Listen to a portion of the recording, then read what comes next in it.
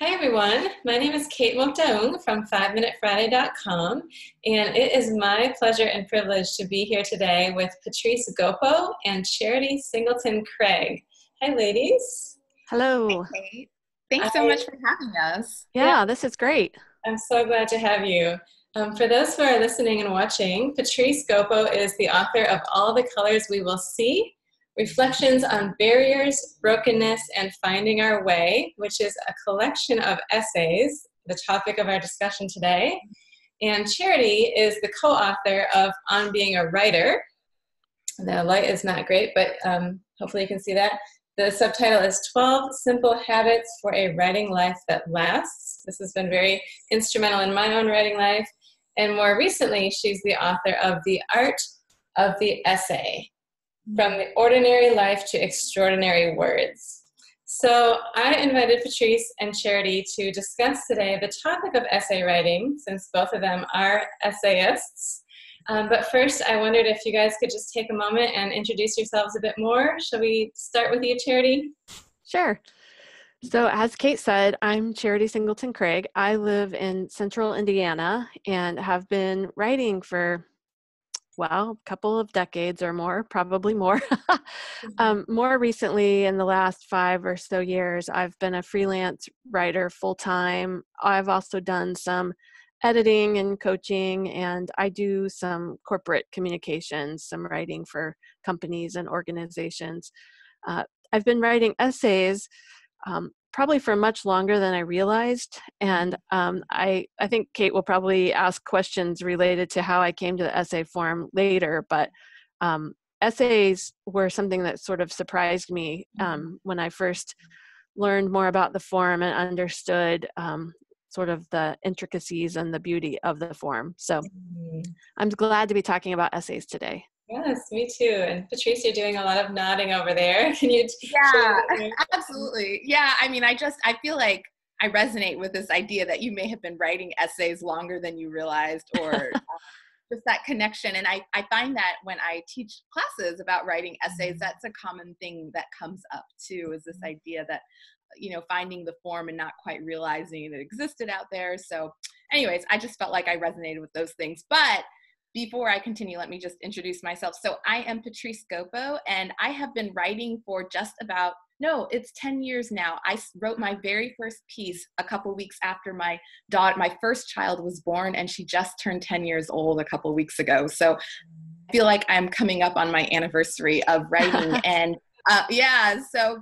and I feel like it was a couple years into my writing journey, as I was telling these personal stories, that I found the essay form and realized this was the form of writing that I wanted to be doing, that in a way I was already doing it, and that there was so much more to learn about it. So that is what I do. I write personal essays. My first book is a collection of personal essays, and I explore themes of race, immigration, and belonging.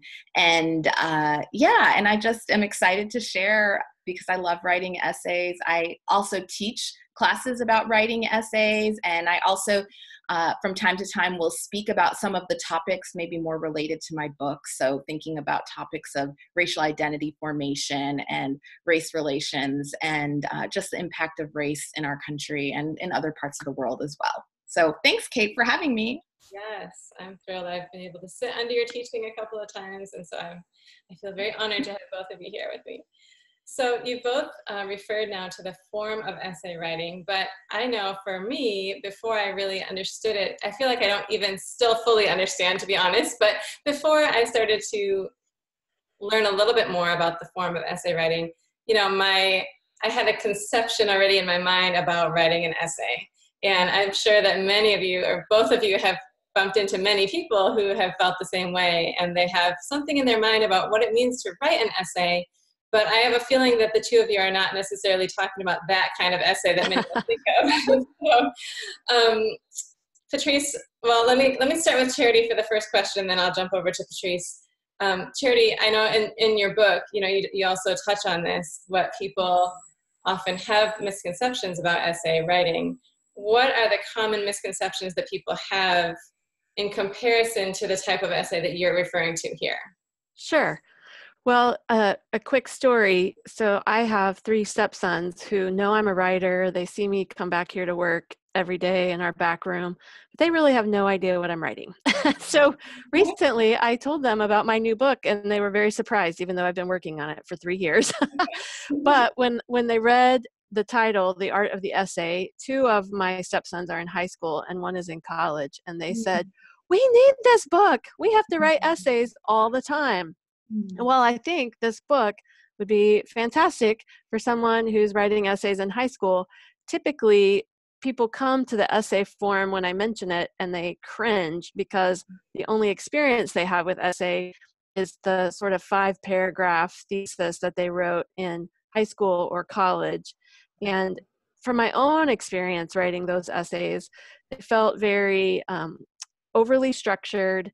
They felt like writing about topics that I didn't really care about.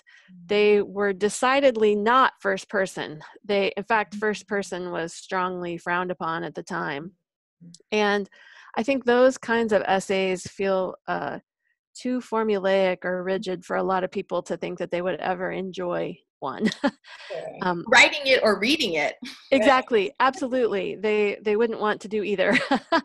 And I think the other, then take that sort of form and magnify it into something that you might read in a very academic journal, even almost like not necessarily a creative writing journal, but even something that might be a medical journal or some other kind of rigorous academic topic that's going to have very heavy condensed essay of just facts and theories that you couldn't understand.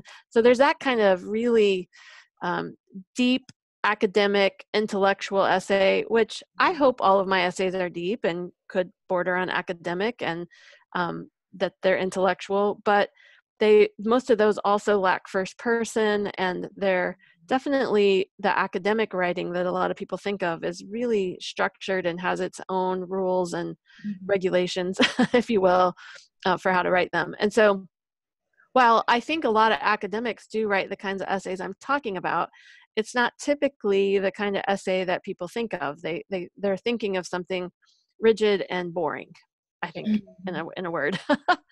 Right, and often, like you said, related to school and assignments, right? That's right. That's right. An essay. Patrice, how would you then describe or define like the personal essay or a more narrative essay in the form that you've written in your book, for example?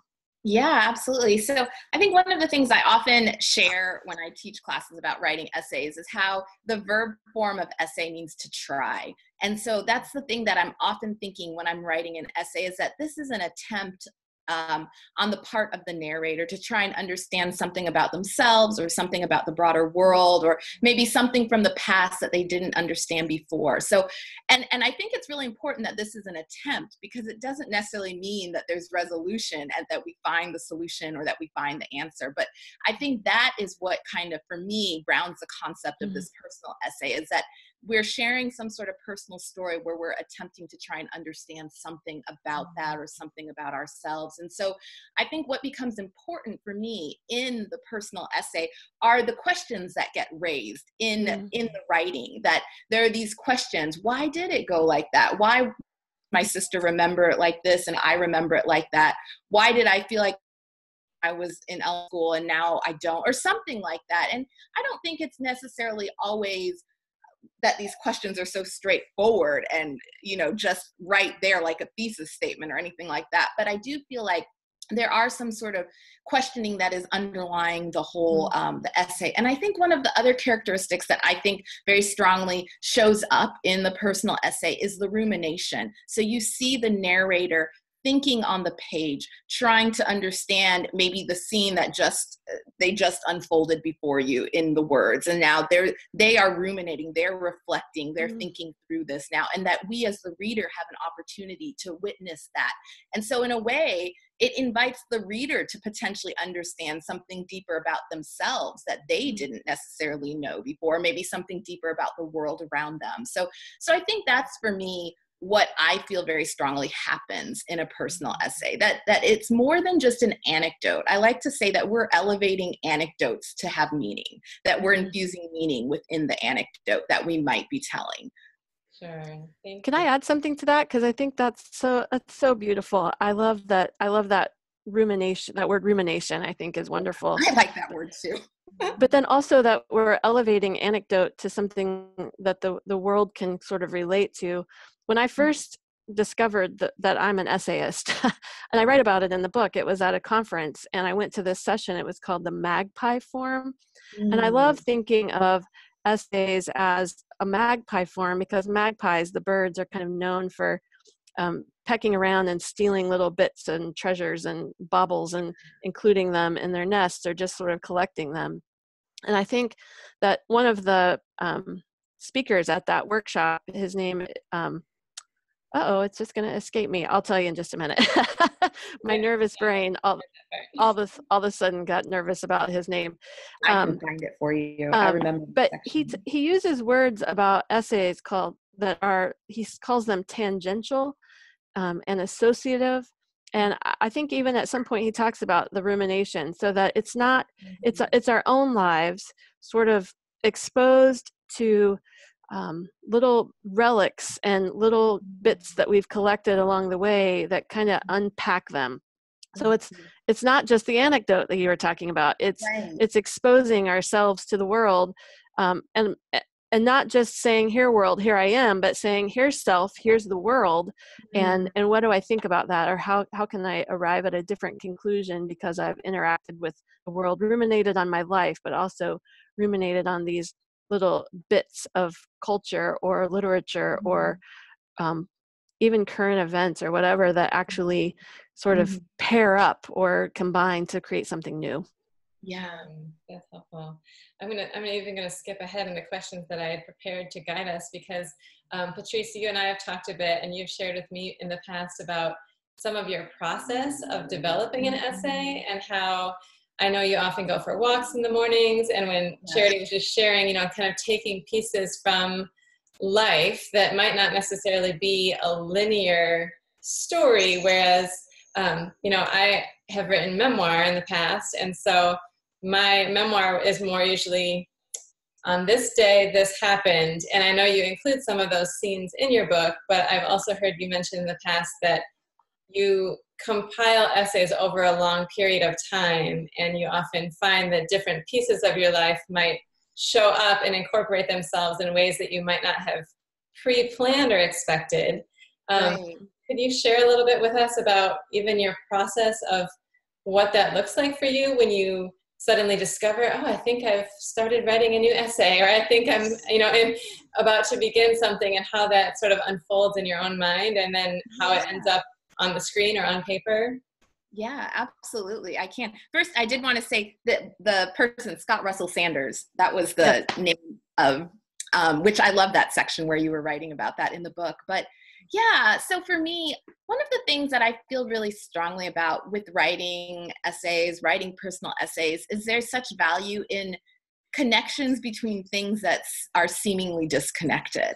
That in a way, it's almost like a treasure hunt, that you are finding these disparate things that are happening in life. I don't even know if necessarily finding them. Sometimes they're just coming to you, and that you are a person who sees, that you look out and you see, or you hear, or you smell, whatever it is, but you allow the connections to come forth.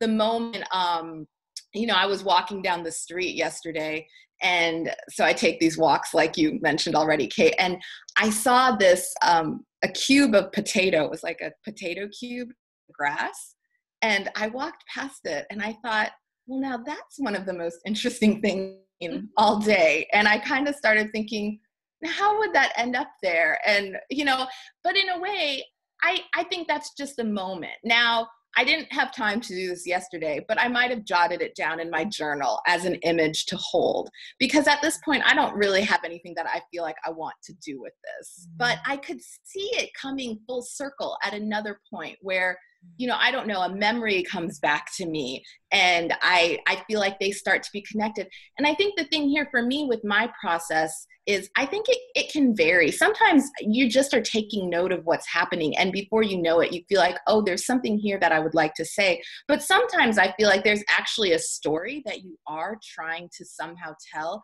somehow unpack, but you're not quite sure where it's headed, where it's going. And so in that case, I'm much more inclined to just start writing scenes of things that I remember, bringing in like anecdotes of other things that I've experienced, and just kind of putting them, maybe in the same document without necessarily feeling like it has to become something. I think that's one thing I work hard to give myself permission, that to write something doesn't mean it has to immediately become something. And actually you talk about this in your book, Charity. There was a part where you were talking about just putting things into the document and just like putting it there. And I thought, as I read it, I thought, oh, that's so great. I see other people do this too. I think it's very helpful. And something I personally do after I've done something like that is I will then print it out and I'll cut this up. And I'll start like playing around with them, seeing which ones are connected, seeing if there is, other threads here that I'm not fully seeing. So it doesn't, I know in a way what I've just shared, it doesn't sound like a nice, like step-by-step process, but I feel at the same time, I'm not convinced writing personal essays in this form is a step-by-step process. I feel like it's sometimes just taking one step to the next step, believing that we'll ultimately get to an ending point. And that ending point might be that the piece actually becomes nothing, or it might be it's going to become something fully formed. And one thing I appreciate about the essays in your book, Patrice, are that you mentioned earlier about how sometimes the trying and the asking questions doesn't necessarily conclude with a strict resolution. Absolutely. And that was one thing that really struck me with the essays in your collection, where how you would often end in a very surprising way to me, that things were not all wrapped up in a tidy bow like I am tempted to do as a writer. I want to make sure that the problem has been solved and that everybody's happy and we all live happily ever after. And I really loved it. It was very striking and challenging for me as a writer to observe your technique. And it was more impactful for me when you would leave it almost, I don't want to say at a loose end, but almost like a ... like a to be continued, and like the story continues, the journey, right. This journey. Yeah. So I think okay, that's fine. I thought, oh, it's okay to end that way, and it's impactful and powerful and meaningful. And yeah, I think it definitely, and I think that's one reason I felt drawn to essays even before I realized quite what they were, is because I think I was having a hard time trying to finish my stories in a neat fashion. I think especially when you're dealing a lot with stories about injustice and broken race relations, like we sit in the midst of, inequality and brokenness, and in ways that can't just be resolved, even if maybe in my own mind I can resolve some of those things. So I feel like it just lent itself well to this reality that these stories are open and unfinished, and that's actually what we as a society grapple with. So I think that's part of why I like the form. Yes, right. Charity, could you share a bit about your process, and maybe, when you sit down, do you already have an idea in mind for where even the topic that you're hoping to tackle, or do you find that often it's similar to Patrice's process where things come to you? I'm thinking especially about the hummingbird illustration in one of your chapters, but what does your process look like of how you take an essay maybe from start to finish? It's very, very similar to Patrice's. I was happy that as she was talking, I thought, okay, I have a sister there, as a writing sister, because it's very similar. In fact, it's often is surprising to me that something turns into an essay, because it's really me going about my life, just like Patrice was saying. I walk and run around my neighborhood a lot and observe, and I think being an essayist, I don't know which comes first, whether this, whether you're just an attentive person and things come to you, and so maybe that makes you an essayist, or whether as an essayist I've sort of tuned myself to be attentive. But however it happens, I think that's the best way. And it's being attentive to life, but then also connecting it with what I read and hear, just as Patrice was saying. In fact, I just wrote an essay on my personal blog about the fact that I quit using social media a year ago.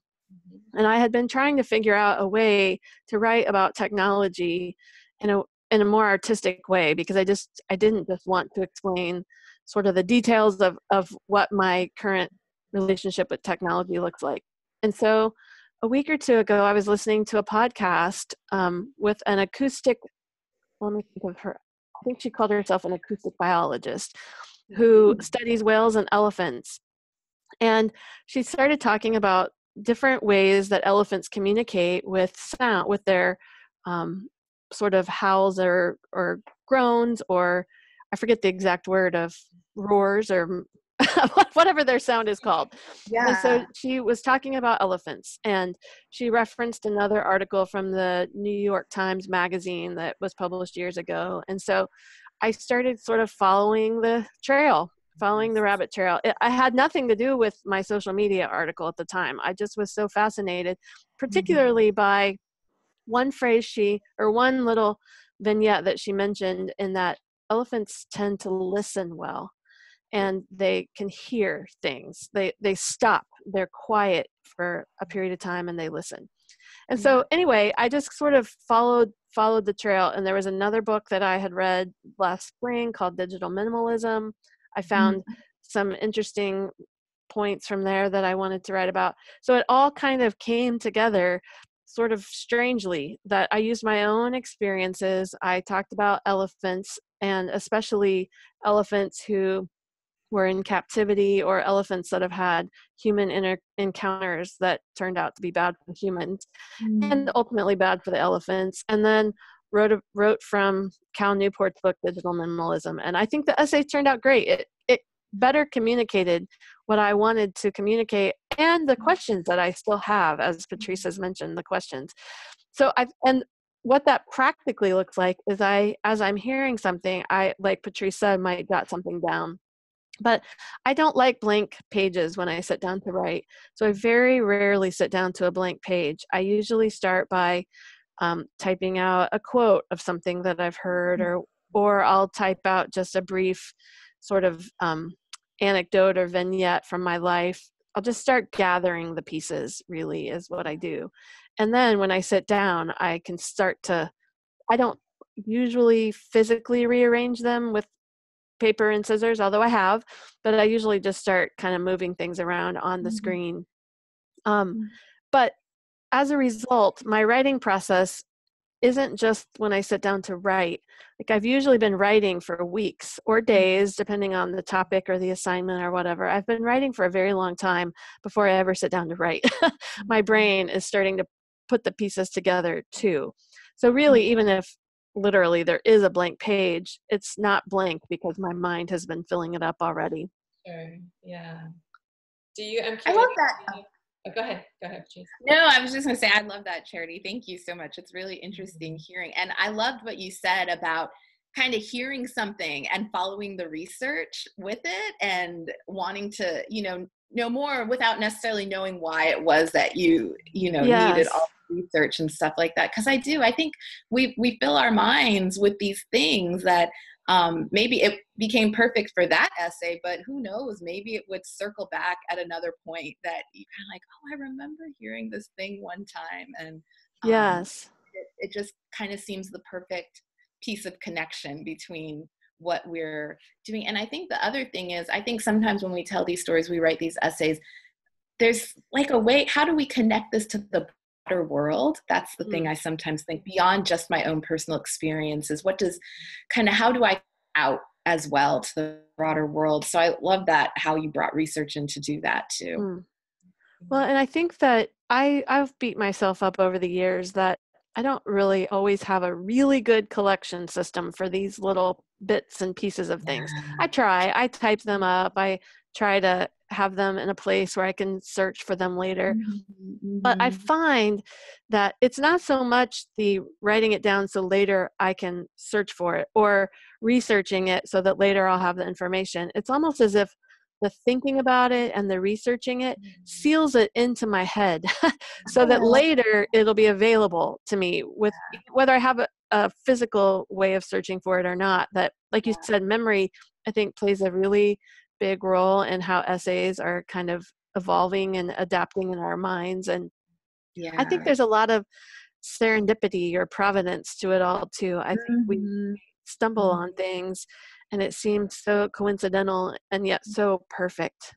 And you can't create that. You can't force that to happen, in a sense. You absolutely. I mean, I for myself, there's this belief I have that we're going to find what we need for what we're working on, you know? Yes. And I feel like especially when I'm on my walks, I have that going through my head, that whatever I need for this project is available out there, and it's going to come, you know? Yes. So I think in that regard, it helps to just be open to whatever may come in the day or the week or whatever, that is this part of what I'm looking for, part of what or that I don't even know that I need for this. Yes.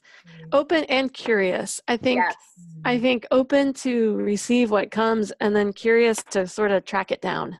Yeah, absolutely. Yes, absolutely. I love that. Yeah. I'm working on something right now, and I had this aside, and I thought, I wonder, I should read some academic papers about this, just because I wonder what other people think, and it's not always the easiest to track these things down, but I did get a couple, and I thought glad. I don't know if this has anything to do with what I'm working on, but I feel like it's almost like priming the pump with the topic and filling my mind with the information about the topic. Sure. Yeah, that's great. Oh, this is so good, you guys. I can just keep going and going and listening and interacting. Unfortunately, we only have about 7 minutes left on this particular recording, but I thought maybe in the remaining minutes that we have, I wondered if you could give some input to writers who are listening to you and thinking, oh, I'd like to experiment with that, but I've never tried it before. What advice would you give to them as a starting point, or things that they could start doing to learn more about writing essay? Either one of you. Yeah, well, I mean, I think from my perspective, I feel like one of the best things you can do is read essays. So find some essays you really like and read them. And one thing I encourage people to do when they're reading those, thanks, Kate.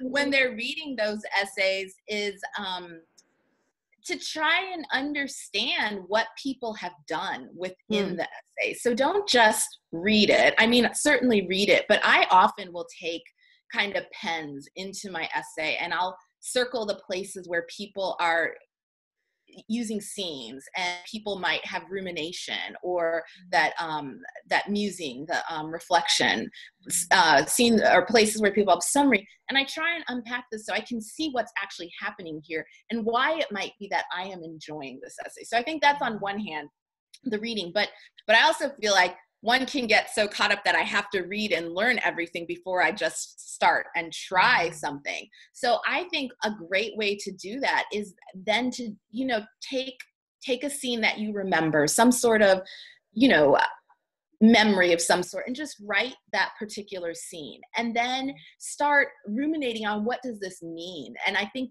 that can be a really great place to start forming an essay. So those would be my basic starting tips for getting going with writing an essay. Yeah. Charity, do you have anything to add? Oh, those are great. Those would be, in fact, you were asking the question, I thought, I'm going to have them read and then just try. And that's it. But I do think that, so the guy who is thought to have, birthed the essay form, his name, Montaigne, or however you say it, I'm never good at saying his name. And what he did is he took all these topics, water or marriage or flowers. I can't remember all of the specifics. I think sleep was one of them. And he wrote essays on sleep, or that was the title of it, on sleep, or on on marriage or whatever. So he just took these very abstract concepts. I guess water is not very abstract, but anyway, It can be, though. could be. It can be. Yeah. And he began to write them. And a couple of things about that. One is, I think when you take a very abstract concept and then you try to find a very concrete way into it, then you're going to start creating scene or anecdote, or you're going to start describing a specific. If you would even think of water, one way into that topic would be to think about an experience you've had with water. And so then you can write from your own personal life. Then what I found so interesting about him as a writer is that he not only would take a subject that he would sort of ruminate on in writing, but he saw himself, talked about himself. I'm trying to separate those two words, almost as if self were a character. And so each essay, the self in the character was almost like somebody apart from him or separate. And that person, basically, he contrived for the essay. It was, and this is probably too complex as a place to start, except to say that when you write an essay, and you are a personal essay, you're the narrator, but there's only a piece of you that you're going to be able to include in this essay. And so thinking about not only the subject you may want to write about, but the piece of yourself you may want to bring to it, I think might be an interesting way to begin to think of this more as a personal essay, as inserting enough of yourself, as Scott Russell Sanders says, to open a door for readers to walk through. I love that. So you don't have to put your whole self into it. It's not autobiography. It's not even it's not memoir really even. It's just a piece of yourself that at a time or a place, but this self of yours can help another self come to some kind of understanding. And I think when you add that all up, you end up with an essay. Okay. Simple as that, right? Nothing to Yeah. Exactly. Thank you. Ladies, thank you so much. I'm going to lift up your books one more time so that viewers can see all the colors we will see and the art of the essay. Sorry, the lighting's not great to see the covers, but I hope that those who are listening will pick up copies of each of those. And Charity and Patrice, where can listeners find you online if they'd like to read more of your work? Yeah, for me, you can go to patricegopo.com and and I have all that stuff there. But one thing I do want to mention is I also, on my website, if you scroll to the bottom, there is a tab called Writing Resources. And in that tab, I've listed kind of different classes and residencies and just different things, maybe books I've read that have really helped with essay. I need to add yours to it, Charity, that have helped with writing essays, learning about essays. So if people are interested in learning more just about what has been useful in my own journey, they can just go to my website and go to that Writing Resources tab, and everything is there. And you can also find me on Instagram at Patrice Gopo. I'm sometimes, very rarely, on Twitter at the same, at Patrice Gopo, or on Facebook at Patrice Gopo Writes. Great, thank you. And you can find me at charitysingletoncraig.com. Thank you. Got less than a minute left. I appreciate it. Thank you, ladies, so much, both for being here. Really appreciate it. Thank you, Kate. Bye.